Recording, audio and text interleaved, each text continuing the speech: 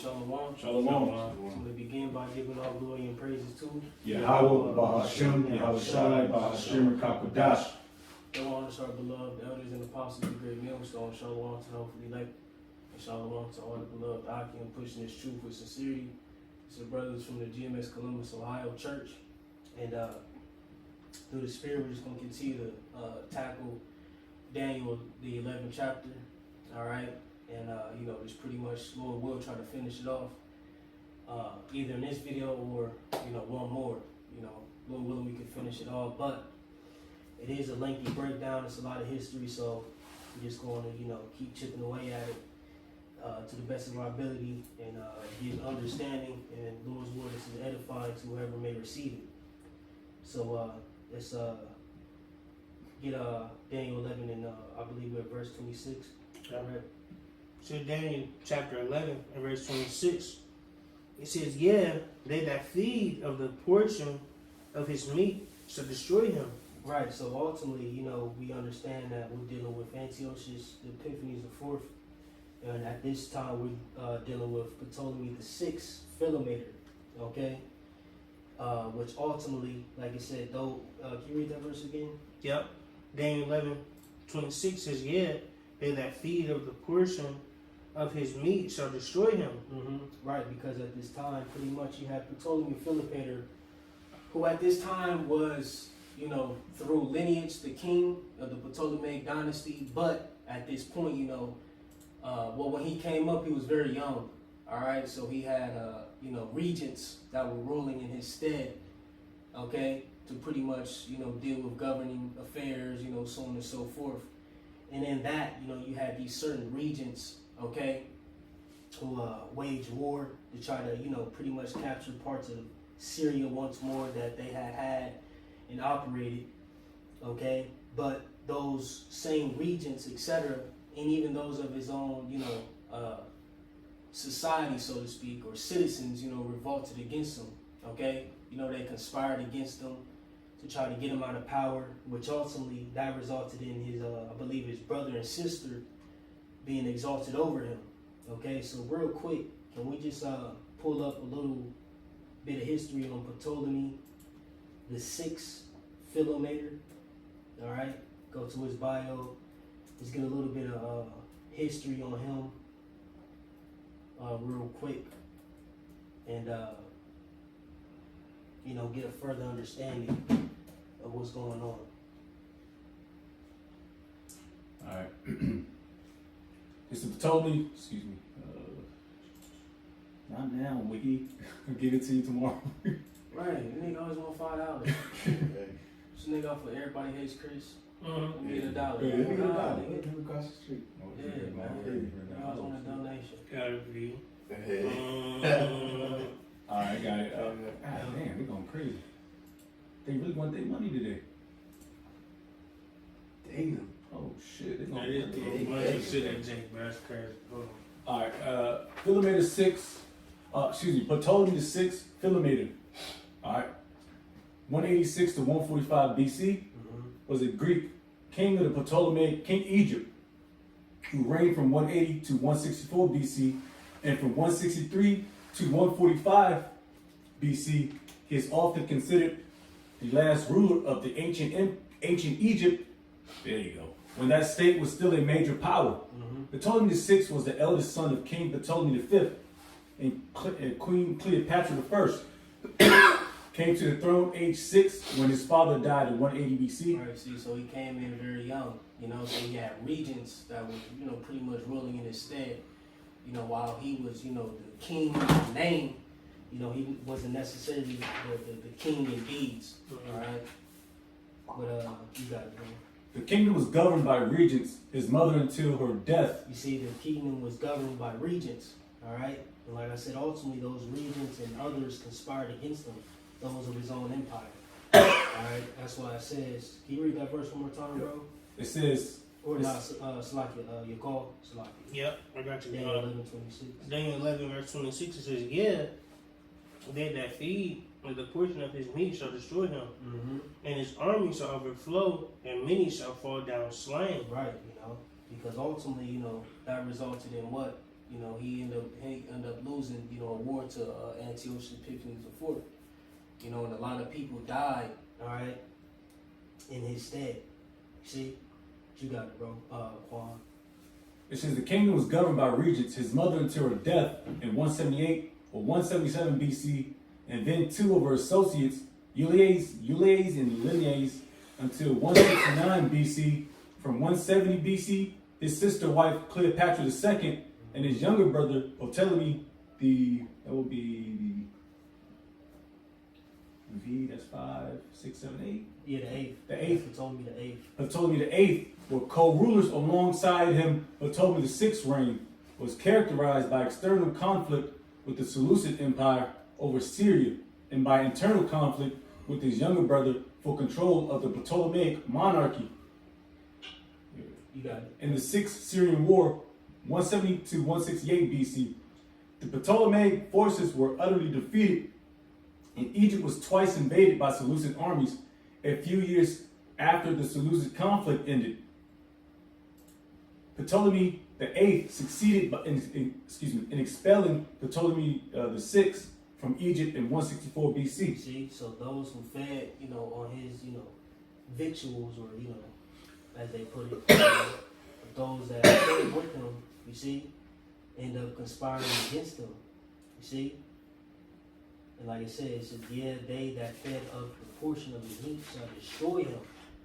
You know, so he had all these, you know, forces conspiring against him, you know, those of his own government, those of his own family line, you see. And then at that time as well, all right, or, you know, a little bit prior to that, you had the Egyptian revolt, you know, so on and so forth, that was taking place. All right. So just some little brief history on Ptolemy the Sixth Philometor. Okay, and ultimately, like I said, you know, just tapping into the Sixth Syrian War, all right, as well. But Lord's will, could Jake pick up in Daniel 11 and 27? Yep. This is Daniel chapter 11, verse 27. I'm just gonna show a picture of the Ptolemy. What was it? The eighth? Smack. Yeah, smack. Yeah. With the Egyptian headset on and everything. Gone. You know. They all hideous. I ain't gonna Yeah, lie. they smack. Yeah, they smack. You know, eat them. Yeah. It's treacherous. Daniel 11, verse 27. And both these kings' hearts shall be to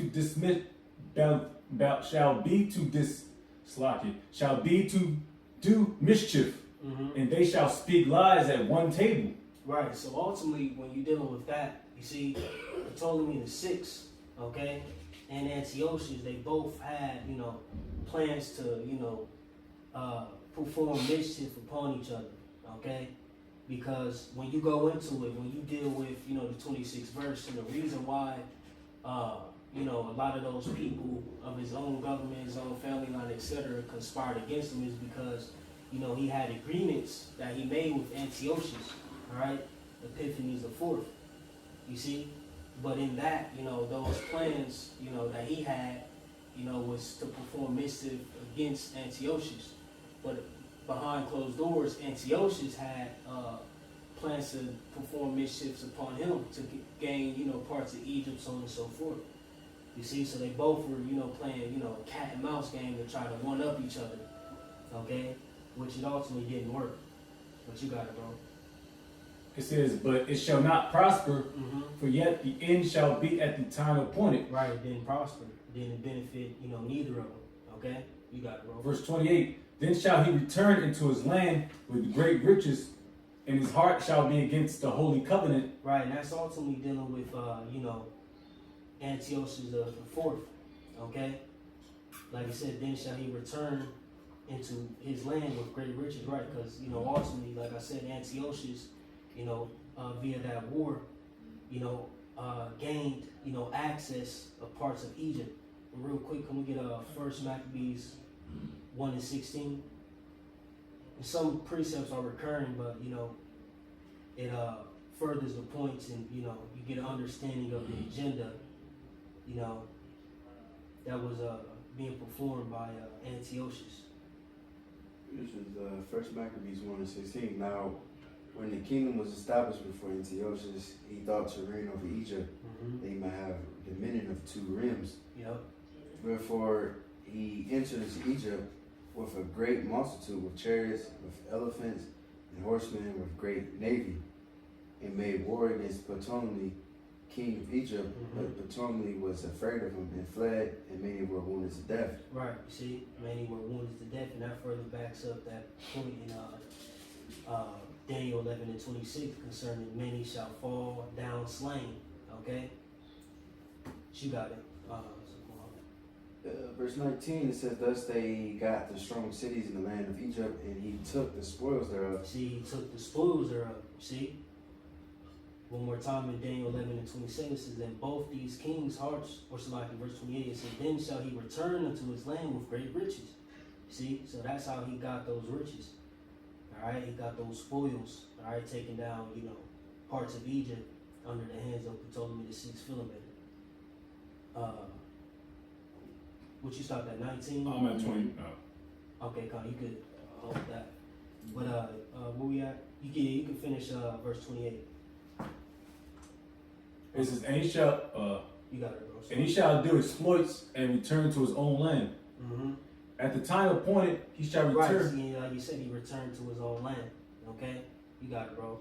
At the time appointed, he shall return and come toward the south, but it shall not be as the former or as the latter. Right, because he won a second time.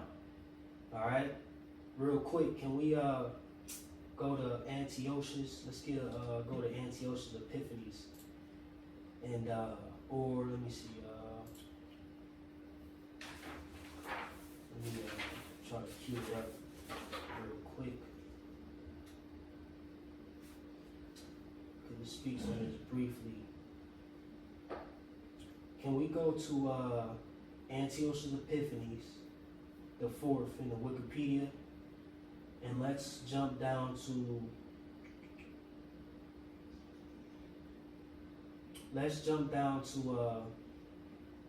wars against Egypt and relations with Rome, Lord willing. And go to the second paragraph, Baba Kwasha.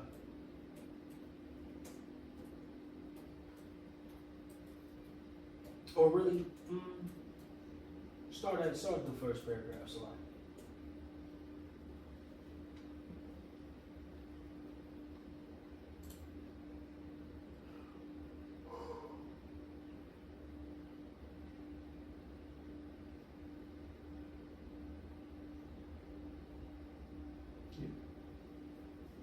All right, this is No, Slacky, go down to scroll down, Slacky, to relationships or wars against Egypt and relationships with Rome.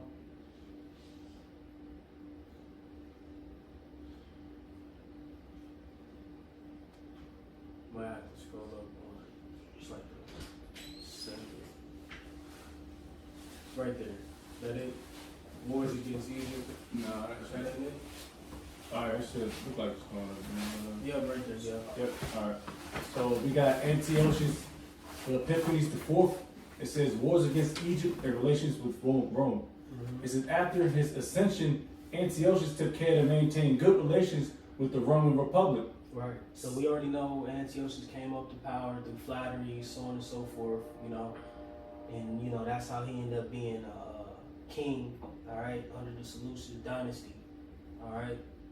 You got it. It says sending an embassy to Rome in 173 BC, with a part of the unpaid indemnity still owed from the 188 BC Treaty of Apamea.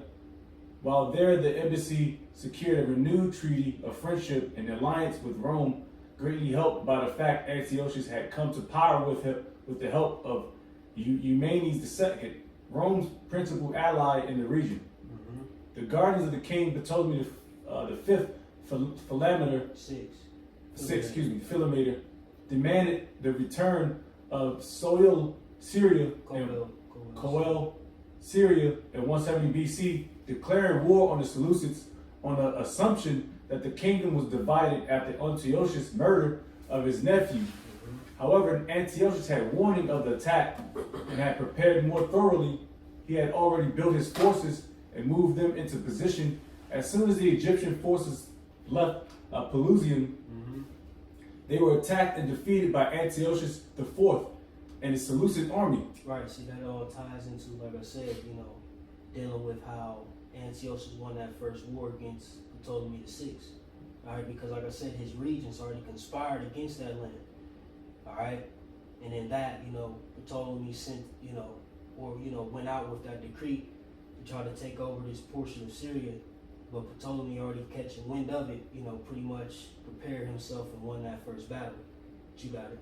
The Seleucids then seized Pelusium, giving them supplies and access to all of Egypt. He advanced into Egypt, proper conquering all but Alexandria and capturing King Ptolemy.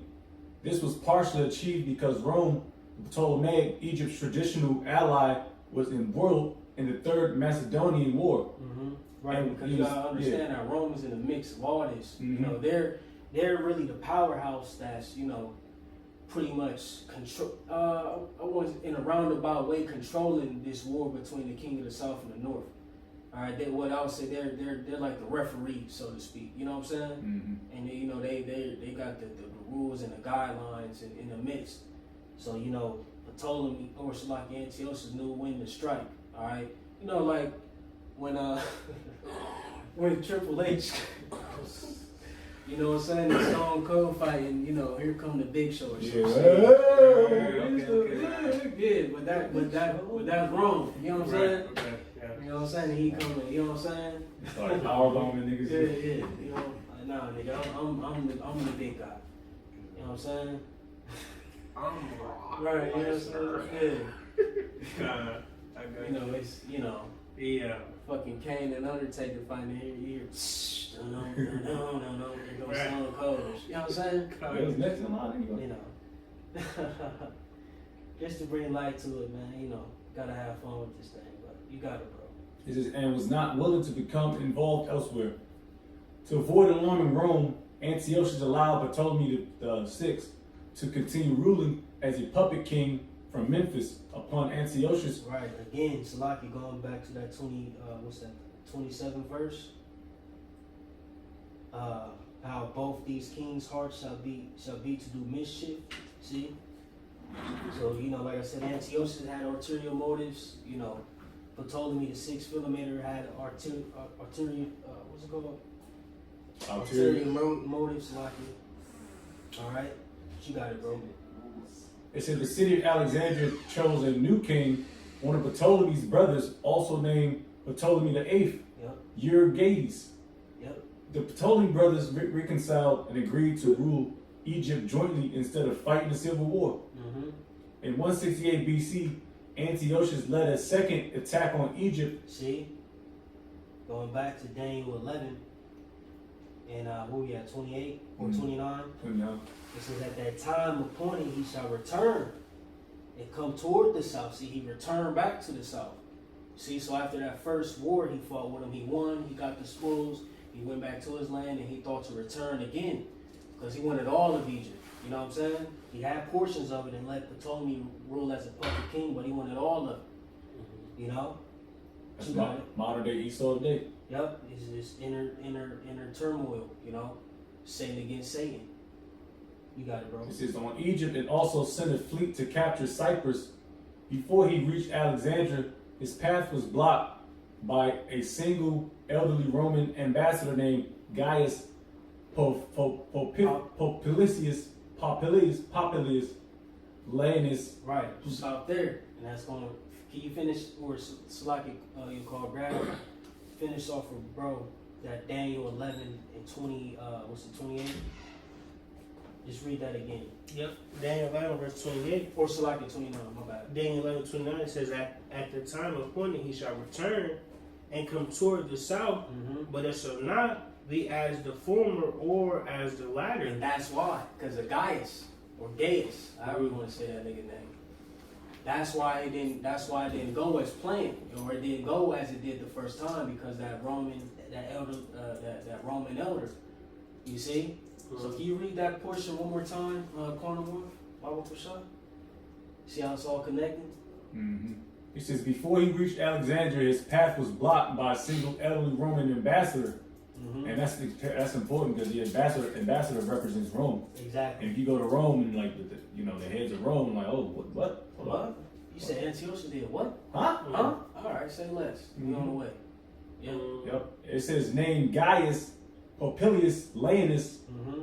who delivered a message from the Roman Senate, directing Antiochus to withdraw his armies from Egypt and Cyprus or consider himself in a state of war with the Roman Republic. You see, one more time that 29 out. Yep. Daniel 11:29, it says, Go. at the time appointed he shall return See, he returned to try to go and take down the rest of Egypt. Mhm. You know, go ahead. and come toward the south, Yep.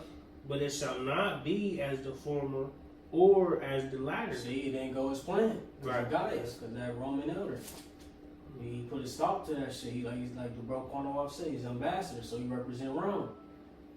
And he's like, all right, boom, if you're gonna make that move, all right, then you at war with us. So can you continue reading Quantoff? Because it's gonna go into some details. State of war with the Roman Republic. Antiochus said he would discuss it with his council, whereupon a Roman envoy drew a line in the sand around Antiochus and said, And this before, is so fire right here. Go ahead, bro. he said, before you leave this circle, give me a reply that I could take back to the Roman Senate. Damn. So just imagine that, Yeah. you know, he got his forces, you know, here comes this Roman elder who represent Rome, whatever. He drew a line, he drew a circle around him in the sand. So all his men seeing their men, you know, however exactly this took place, you know, you got men watching this situation happen. So just imagine he probably drew his sword, you know what I'm saying? This is some mighty shit right now. He drew his sword, you know, walked around him, you know what I'm saying? Mm-hmm. Like, if you step outside this circle, you want war. You know what I'm saying? Mm-hmm. That's hard. That's fire, bro. Yeah, that's fine. This is real history. That's some fly shit This, right this there. man, this manly, this is the council of men, this is the council of war, it's a war room. You know? Come get smooth. It's real. He said, give me an answer before I waste my damn time. Yeah. You know what I'm saying? Let me know what's up right now. Yay or nay? Yay or nay. And you know, Antiochus is gonna give a response. You got it, bro. It says, this implied Rome would declare war if the king stepped out of the circle without committing to leave Egypt immediately. And it's so crazy because, like I was telling the elder about this last week, you know, I was doing this study. This little situation is gonna tie right into why he did what he did in Israel. Because we read Maccabees, but it's like, man, what the fuck persuaded? I mean, also we know that like scripture say, man, is going up the Lord, but what triggered this nigga to just go on this rampage like that? Right. Because he was already linked into Jerusalem via Jason, Menelaus, you know what I'm saying, Right. so on and so forth. He was already linked in. But why did he go on and start to terrorize Jake like that? You know what I'm saying? You got it, Quan.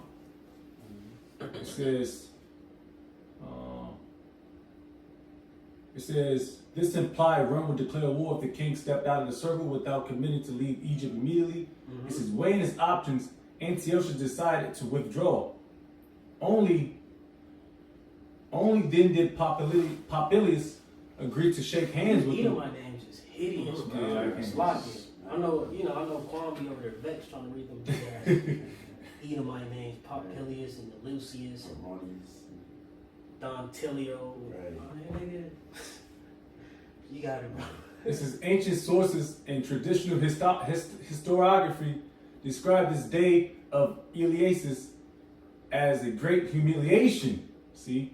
Yep. You got it, bro. His cheeks is all red and shit. Saudi. You know when Esau Saudi, He goes shooting on a shooting spree. when Esau Saudi, that nigga be salty. Yes. And he can't even hide it.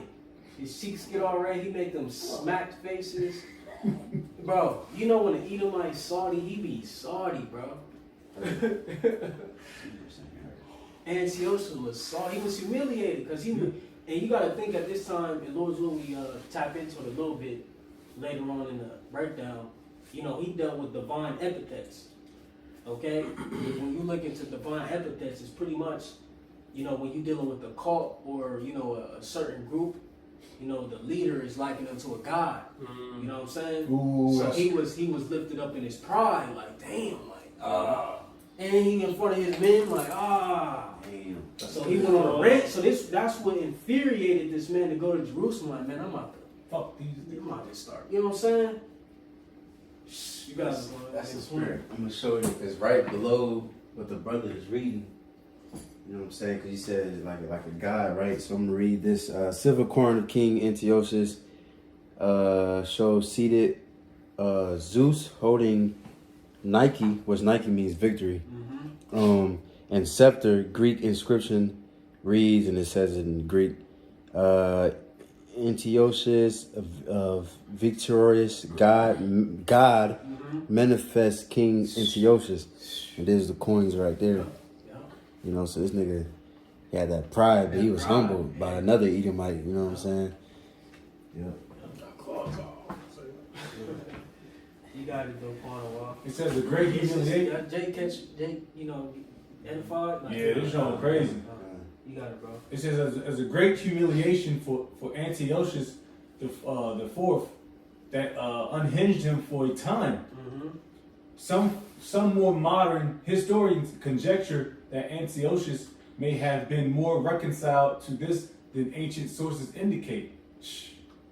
As the Roman intervention meant that Antiochus had been given an excuse to not undertake a potentially long and costly siege of Alexandria. He could instead return the treasure and loot, have weakened the Egyptian state at little risk and cost compared to a larger scale invasion. Gone. You see? But like I said, ultimately, this is what sparked, that rage, okay, for Antiochus to, deal treacherously with the nation of Israel. But can we get Daniel 11 and 30, okay? Because ultimately, this is what that's talking about when you deal with the ships of Shittim, all right? You got it. So like that was pretty much, that whole portion was this verse 30. So let's just read it real quick. Yep, Daniel 11 verse 30, it says, "For the ships of Chittim shall come against him, therefore he shall be grieved and return, and have indignation against the holy covenant." You see? He had indignation against the holy covenant, dealing with the nation of Israel. Yep. Go ahead. "So shall he do. He shall even return and have intelligence with them that forsake the holy covenant." Right, because like I said at that point, I believe Menelaus was set up as a high priest after Jason. All right, I believe what you read back about that in I think First Maccabees 20, okay, and various other chapters. All right, he already had intelligence, okay. And Israel, real quick, can we get what's that, Second Maccabees? Because I believe at this time as well, you had a lot of commotion, all right, in the nation of Israel, all right, or in the land at that time, dealing with Jason and some more individuals. So can we get Second Maccabees 5 at the top? It's all good work right here. 2 Maccabees 5 at the top. It says, "About the same time, Antiochus prepared his second voyage into Egypt." See? And then it happened, It's all linking. that through all the city, for the space almost of 40 years, there were seen horsemen running in the air, and cloth of gold, and armed with lances, like a band of soldiers, and troops of horsemen in array, encountering and running one against another, with shaking of shields and multitude of pikes, and drawing of swords, and casting of darts, and glittering of golden ornaments, and harness of all sorts. Wherefore every man prayed that the apparition might turn to good. It's heavily spiritual, man. Go ahead, bro. It says, "Now, when there was gone forth a false rumor, as though Antiochus had been dead, Jason took at the least 1,000 men, and suddenly made an assault upon the city, and they that were upon the walls being put back, and the city at length taken, Menelaus fled into the castle." Right, because Jason heard, because at this point, I think at this point Jason had been taken out of the position as high priest. Okay, and he had rumor that Antiochus was dead, so like, all right, I'm about to start terrorizing shit. You know what I'm saying? Because pretty much he got beat out of a deal with Antiochus. well, that he initially made, but Antiochus finessed him Yeah, and of set course. him in a later. You know, you got it. It says, but Jason slew his own citizens without mercy, Damn. not considering. This a 2/3 nigga too. Yeah, he gonna die. That's fucked up, bro. Yeah, it's close to it. Sloppy. Maccabees, 2 Maccabees 5 verse 6 says, but Jason slew his own citizens without mercy, not considering that to get the day of them of his own nation would be a most unhappy day for him, but thinking that had been his enemies and not his countrymen whom he conquered. Right, so here it is, you know, Antiochus got embarrassed. He hearing one of his, you know, provinces that he got, you know, rulership over is under turmoil. So he mad as shit. You know what I'm saying? This dude he's pissed. He's pissed off, he's furious, you know?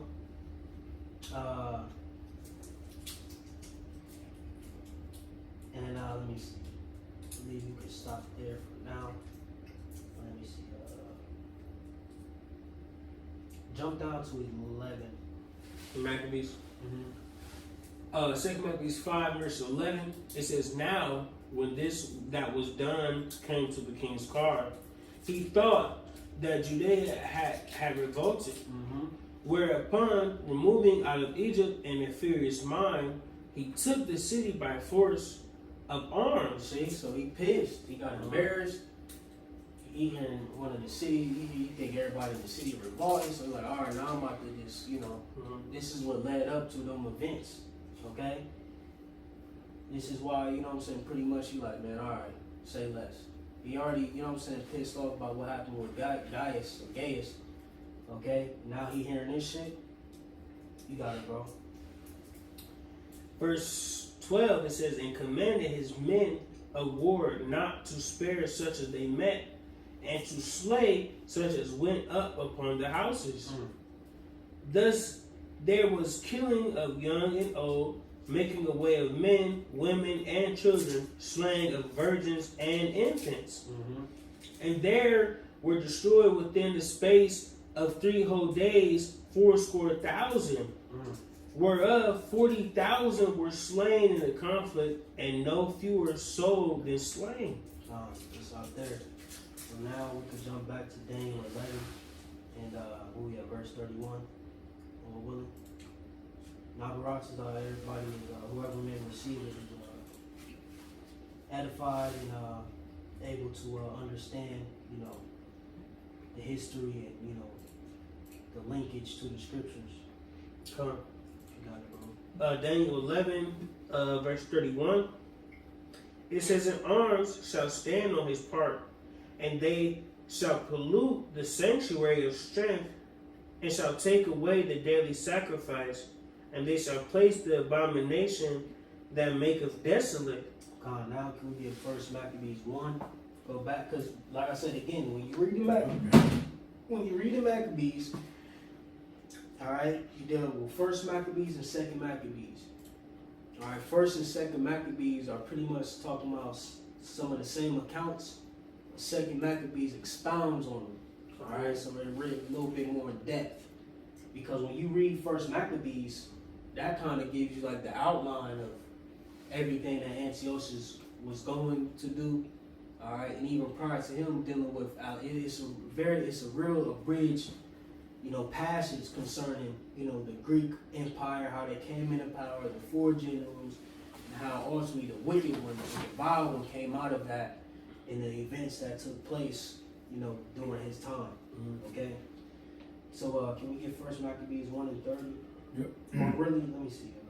Let me glance at it real quick.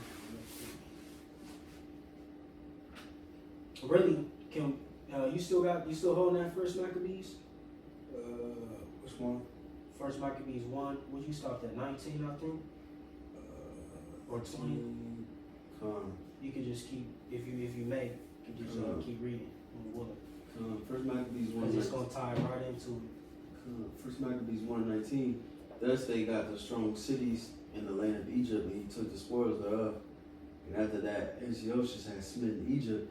He returned again in the 140th and 3rd year, and went up against Israel and Jerusalem with a great multitude, See? It's all connected. It's all linking. You got it. and entered proudly into the sanctuary and took away the golden altar and the candlestick of light and all the vessels thereof. Right, like it says, in arms shall stand on his part, and they shall pollute the sanctuary of strength.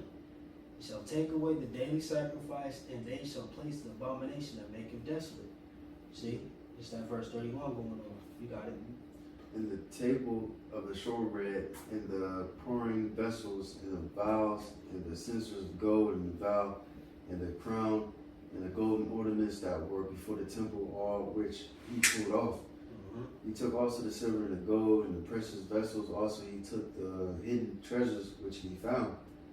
And when he had taken all away, he went into his own land, having made a great massacre and spoken very proudly. You can start there. See? So here's those events written and recorded in the scriptures. All right, which was all prophesied in Daniel 11 chapter.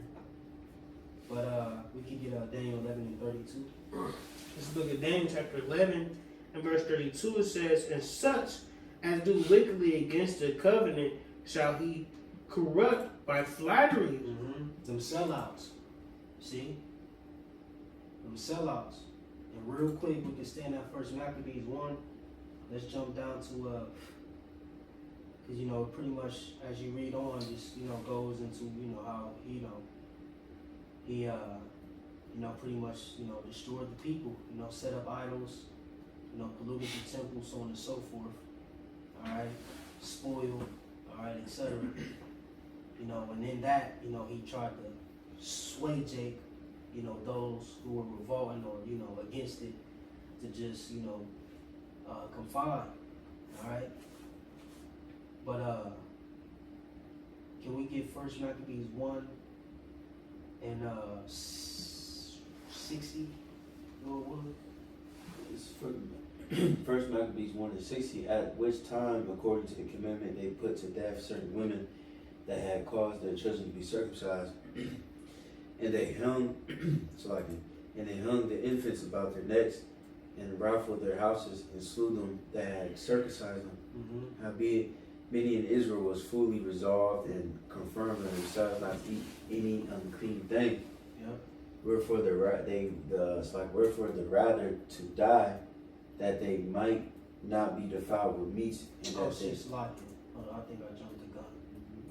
Slocky. Can we finish that Daniel 11 and 32? Yeah. Daniel 11, 32. Because that's going to go into the second portion of it. I'll bring it back on the top. Daniel 11, verse 32. It says, and such as do wickedly against the covenant shall he corrupt by flatteries. Yeah. But the people that do know their God shall be strong and do exploits. Right, dealing with the Maccabees. Alright? And can you read that portion one more time, Slocky?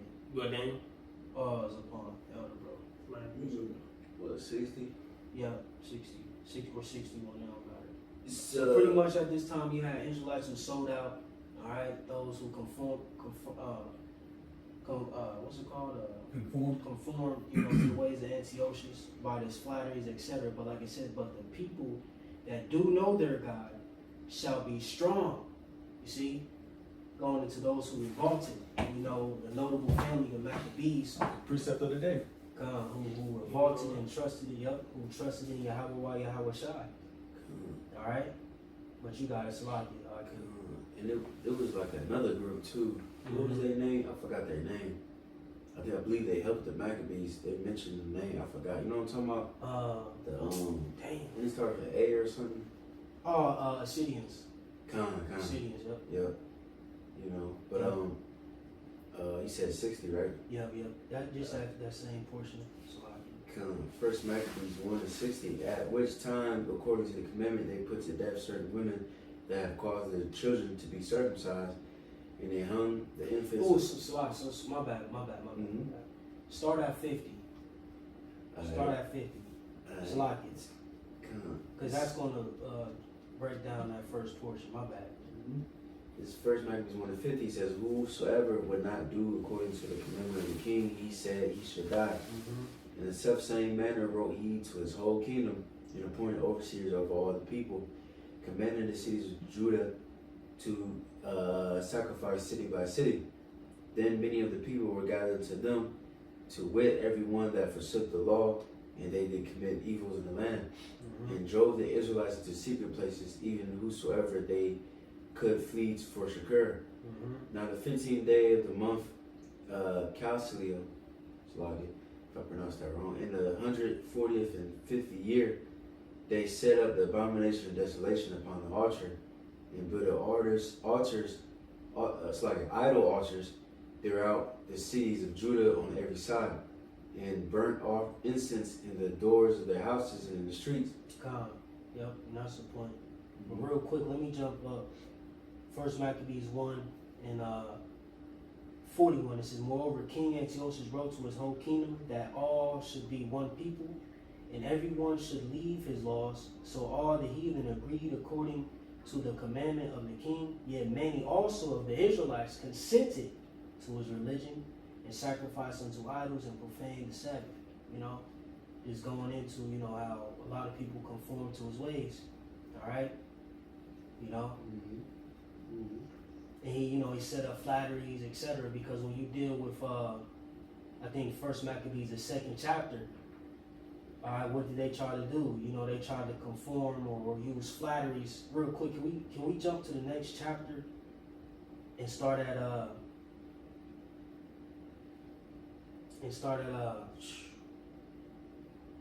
man, this whole chapter is flames. But let's start at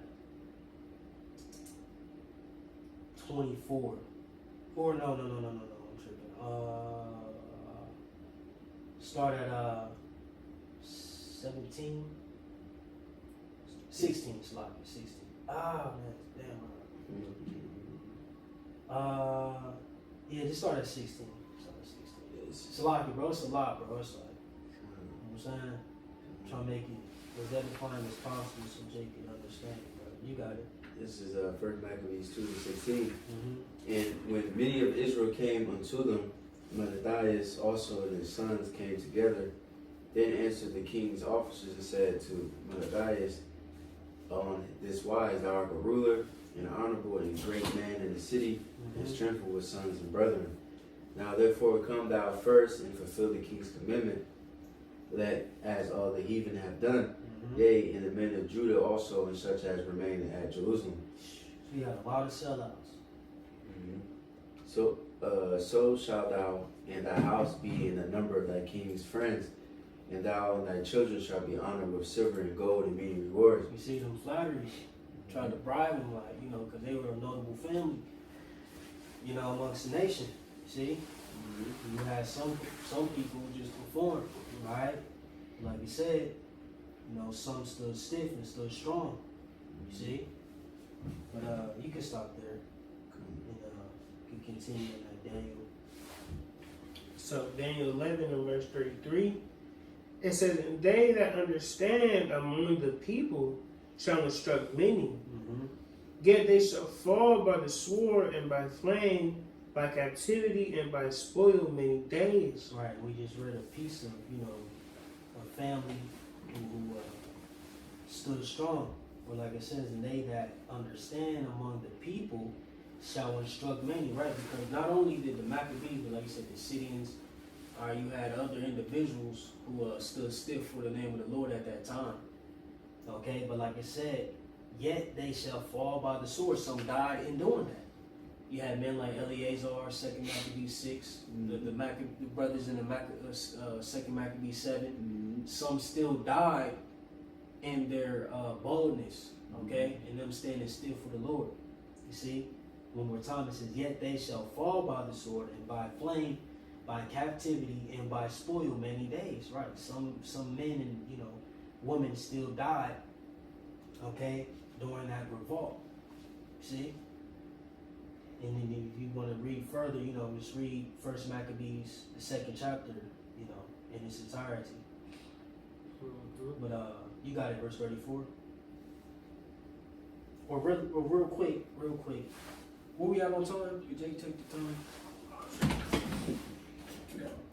Okay. Let's cue up 2nd Maccabees, the 6th chapter. 45. Okay. Let's cue up 2nd Maccabees, the 6th chapter. Real quick. And because this is a great example of that, you know. And this man is, you know, worthy of praise by one of our forefathers who were written about in his time and who showed a great deal of faith. Want to start with? 2nd Maccabees 6 and 18. This is 2nd Maccabees 6, verse 18. Eleazar, got that one, no joke. Eleazar, one of the principal scribes, an aged man, and of well-favored countenance, was constrained to open his mouth and to eat swine's flesh. But he choosing rather to die gloriously than to live strained with such an abomination, spit it forth and came of his own accord to the torment. As it beloved them to come that are resolute to stand out against such things as are not lawful for love of life to be tasted.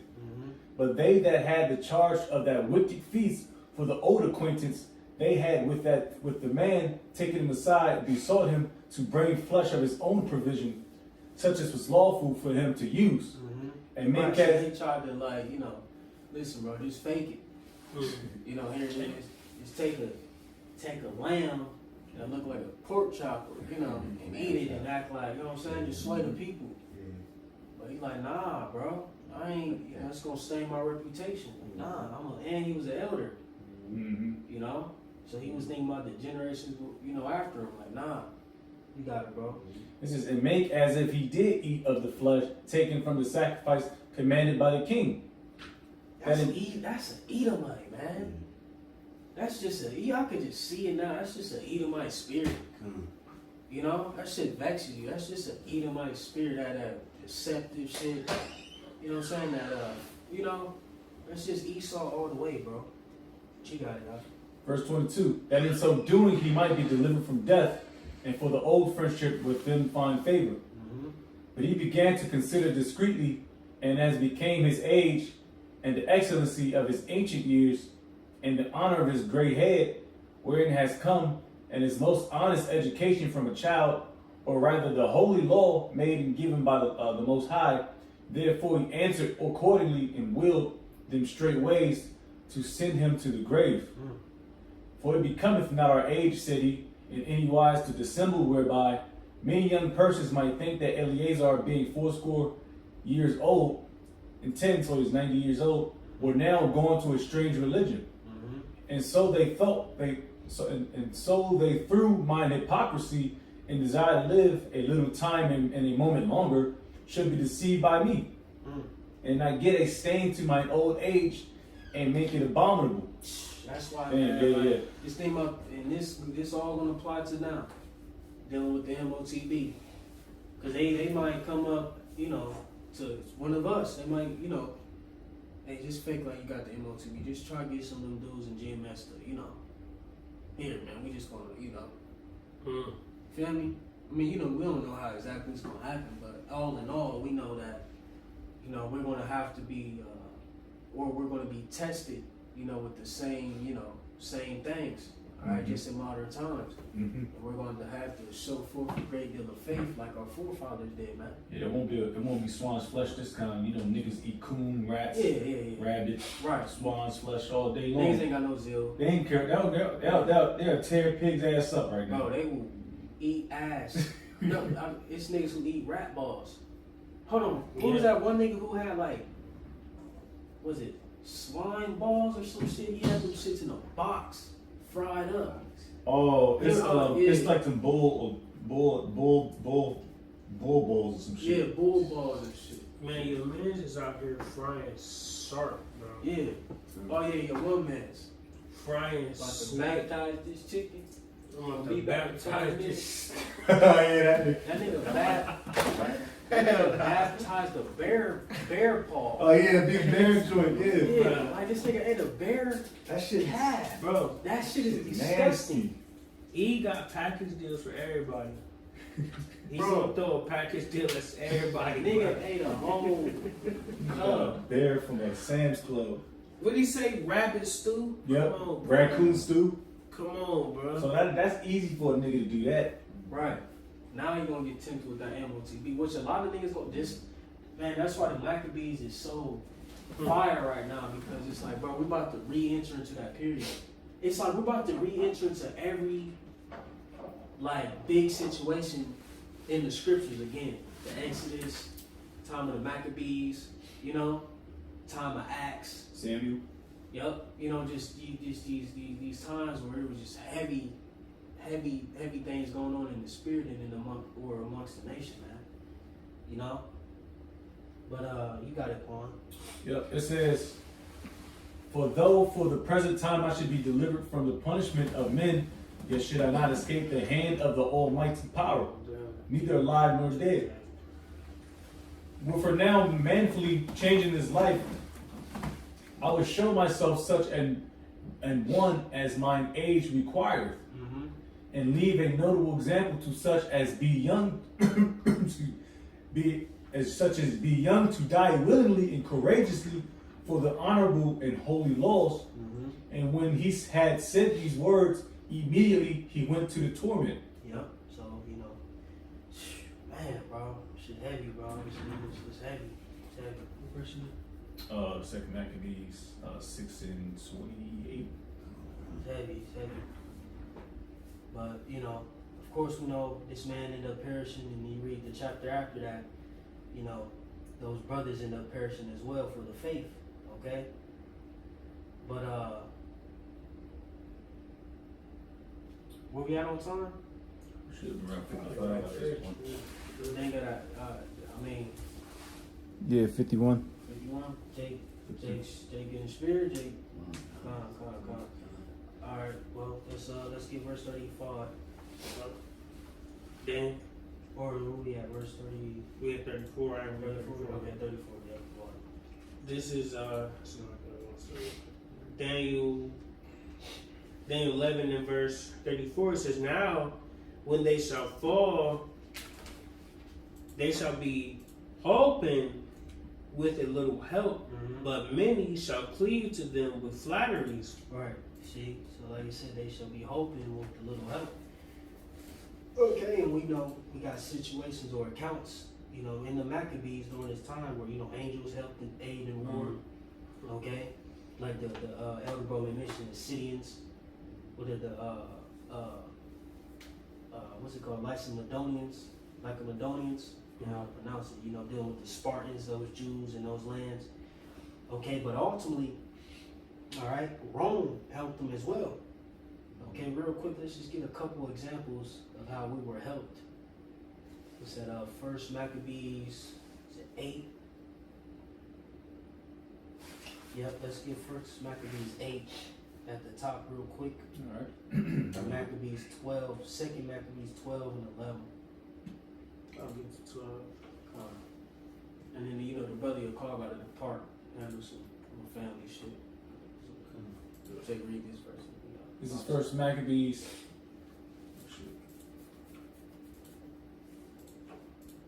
This First Maccabees 8 at the top. Mhm. Now Judas had heard of the Romans, that they were mighty and valiant men, and such as would lovingly accept all that joined themselves unto them, and make a league of amity with all that came unto them, Mhm.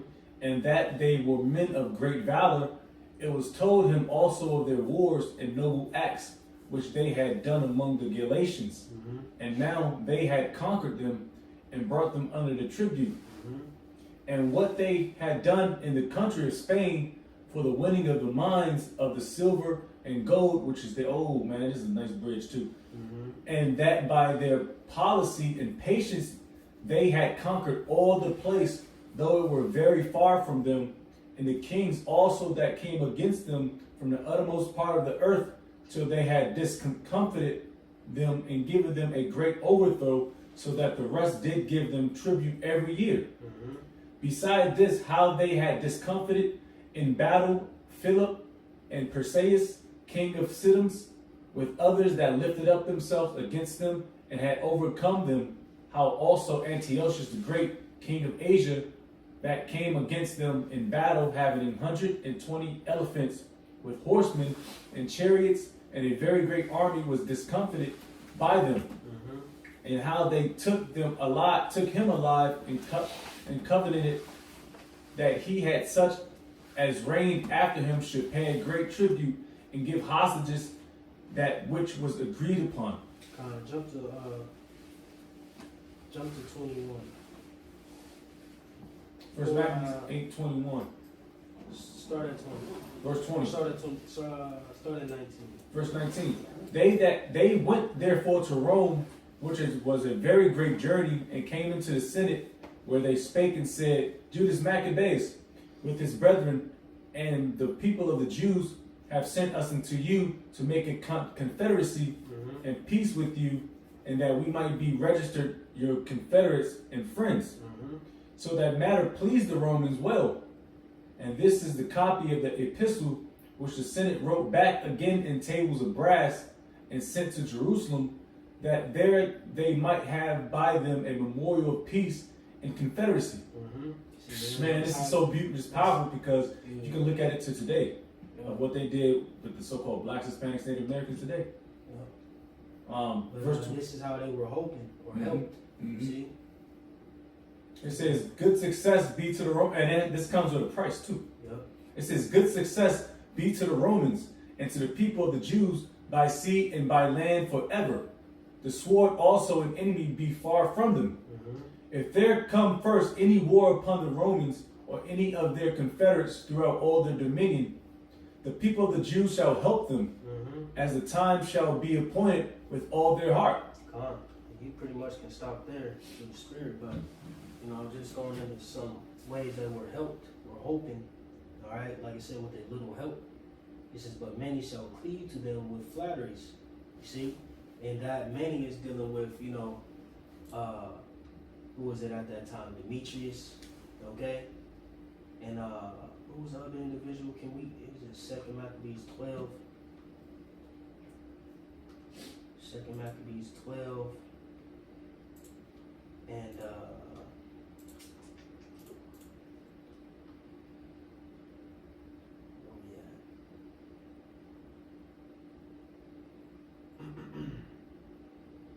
Alright, because you had a lot of guys at that time, once they started to see, the Maccabees win, alright, they came through with them flatteries to try to join leagues with them, alright? Because you had Demetrius, who was in a hostage at Rome, who tried to, make leagues with, the nation of Israel as well, alright, down the stretch. See, but that's, some more history, for another time, Lord willing. But let's just get verse 35 to try to keep the ball rolling, Lord willing. You want to Daniel? Yeah. You gonna depart? Yeah, come down. You got it out. Salute you.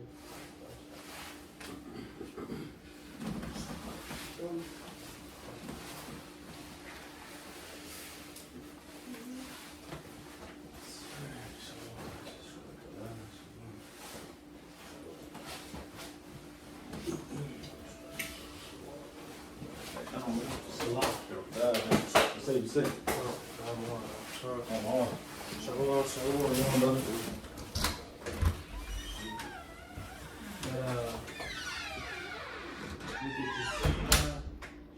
Jay, want to continue or?